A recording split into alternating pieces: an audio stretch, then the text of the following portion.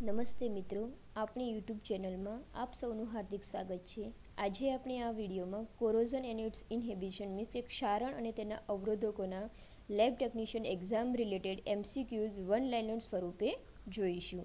અને તે પહેલાં જો આપણી ટેલિગ્રામ ચેનલની લિંક હજુ સુધી જોઈન ના કરી હોય તો નીચે ડિસ્ક્રિપ્શનમાં આપી દીધેલ છે, તો તેમાં જોઈન થઈ જજો જેથી તમને વધુ માહિતી મળી રહે. ચલો, સૌથી પહેલો પ્રશ્ન જોઈશું. ઝાંઝણ મીન્સ કે ક્ષારણ એટલે શું? તો જવાબ આવશે રાસાયણિક પ્રતિક્રિયાથી ધાતુનો ક્ષય. બીજો પ્રશ્ન, ઝાંઝણનું ઉદાહરણ આપો મીન્સ કે ક્ષારણનું ઉદાહરણ આપો. તો જવાબ આવશે લોખંડને જંગ લાગવો. ત્રીજો પ્રશ્ન, કઈ રાસાયણિક પ્રતિક્રિયા ઝાંઝણનું કારણ બને છે? તો જવાબ આવશે રેડોક્સ પ્રક્રિયા. ચોથો પ્રશ્ન, લોખંડમાં જંગ લાગવાનું મુખ્ય કારણ શું છે? તો જવાબ આવશે ઓક્સિજન અને ભેજ. પાંચમો પ્રશ્ન, જંગનું રાસાયણિક સૂત્ર શું છે? તો જવાબ આવશે Fe2O3XH2O. Fe2O3.XH2O. છઠ્ઠો પ્રશ્ન જોઈએ. લોખંડના ઝાંઝણથી બચાવવા માટે કઈ પદ્ધતિ વપરાય છે? તો જવાબ આવશે ગેલ્વેનાઇઝેશન. સાતમો પ્રશ્ન, એનોડિક રક્ષણ એટલે શું? તો ઝાંઝણ અટકાવવા બહારની વિદ્યુત પ્રવાહનો ઉપયોગ. આઠમો પ્રશ્ન, ઔદ્યોગિક રીતે ઝાંઝણ અટકાવવા માટે કયો સહાયક વપરાય છે? તો જવાબ આવશે ફોસ્ફેટ્સ. નવમો પ્રશ્ન, મીઠાના પાણીનો ઝાંઝણ પર શું અસર પડે છે? તો જવાબ આવશે ઝાંઝણ વધે છે.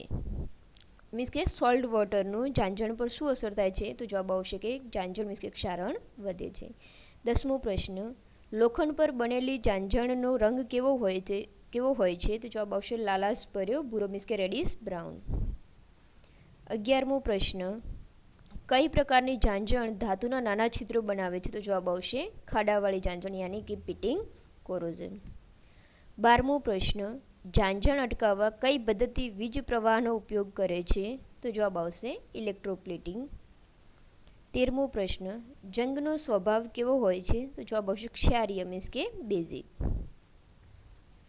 14મો પ્રશ્ન, ઝાંઝણ ધાતુના ગુણધર્મો પર શું અસર કરે છે? તો જવાબ આવશે મજબૂતી ઘટે છે. 15મો પ્રશ્ન, સ્ટેનલેસ સ્ટીલમાં કઈ પથ વધુ ઝાંઝણ અટકાવે છે? તો જવાબ આવશે ક્રોમિયમ ઓક્સાઇડ. 16મો પ્રશ્ન, જંગ રાસાયણિક રીતે શું છે? તો જવાબ આવશે ફેરિક ઓક્સાઇડ હાઇડ્રેટ. 17મો પ્રશ્ન, પાઇપલાઇનોમાં ઝાંઝણ અટકાવવાની સૌથી ટકાઉ પદ્ધતિ કઈ છે? તો જવાબ આવશે કેથોડિક રક્ષણ. 18મો પ્રશ્ન, વિદ્યુત રાસાયણિક ક્ષારણમાં એનોડ પર કઈ પ્રક્રિયા થાય છે? તો જવાબ આવશે ઓક્સિડેશન રિએક્શન. 19મો પ્રશ્ન, વિદ્યુત રાસાયણિક ક્ષારણનું મુખ્ય કારણ કયું છે? તો જવાબ આવશે વિદ્યુત રાસાયણિક કોષની રચના. 20મો પ્રશ્ન, કાટ લાગવા દરમિયાન કેથોડિક પ્રક્રિયામાં ઓક્સિજનની ભૂમિકા શું છે?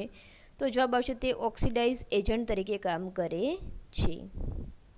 21મો પ્રશ્ન, બે વિભિન્ન ધાતુઓના સંપર્કથી કયા પ્રકારનું ક્ષારણ થાય છે? તો જવાબ આવશે ગેલ્વેનિક ક્ષારણ. 22મો પ્રશ્ન, ગેલ્વેનાઇઝેશન એટલે શું? તો જવાબ આવશે કાટ લાગતો અટકાવવા ધાતુને ઝીંક સાથે કોટિંગ કરવું. 23મો પ્રશ્ન, કાટ અટકાવવામાં પોલિમર કોટિંગની ભૂમિકા શું છે? તો જવાબ આવશે ફ્લેક્સિબલ ટકાઉ બેરિયર પૂરી પાડે છે. જો આપણે ઘણીવાર કાટનો ઉપયોગ કર્યો છે, ઘણીવાર ક્ષારણનો અને ઘણીવાર ઝાંઝણ શબ્દનો ઉપયોગ કર્યો છે, યા તો ઘણીવાર કોરોઝનનો. આ બધા શબ્દો અલગ અલગ છે પણ બધાનો અર્થ એક જ થાય છે. કારણ કે આપણે મટીરિયલ અલગ અલગ જગ્યાએથી ભેગું કર્યું છે એટલે અલગ અલગ શબ્દોનો ઉપયોગ કર્યો છે. 24મો પ્રશ્ન, કાટ અવરોધકો કયા છે? તો જવાબ આવશે પદાર્થો કે જે કાટને ધીમો પાડે છે અથવા અટકાવે છે. 25મો પ્રશ્ન, કયું કાર્બનિક અવરોધકનું ઉદાહરણ છે? તો જવાબ આવશે અમાઇન્સ.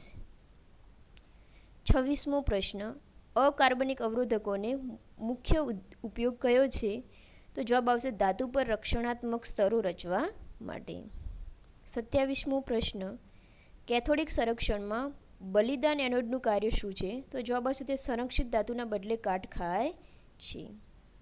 28મો પ્રશ્ન, બલિદાન એનોડ તરીકે કઈ ધાતુનો સામાન્ય રીતે ઉપયોગ થાય છે? તો જવાબ આવશે ઝીંક. 29મો પ્રશ્ન, દરિયાઈ વાતાવરણમાં કયા પ્રકારનું ક્ષારણ સૌથી વધુ જોવા મળે છે? તો જવાબ આવશે ગેલ્વેનિક કાટ લાગવો. 30મો પ્રશ્ન, કઈ પ્રક્રિયા ધાતુઓને રક્ષણ અને સૌંદર્યલક્ષી અપીલ બંને પ્રદાન કરે છે? તો જવાબ આવશે એનોડાઇઝિંગ. ધન્યવાદ. અને જો આ વિડીયો તમને યુઝફુલ થતો હોય તો ચેનલને લાઇક, શેર અને સબસ્ક્રાઈબ કરવી. Thank you.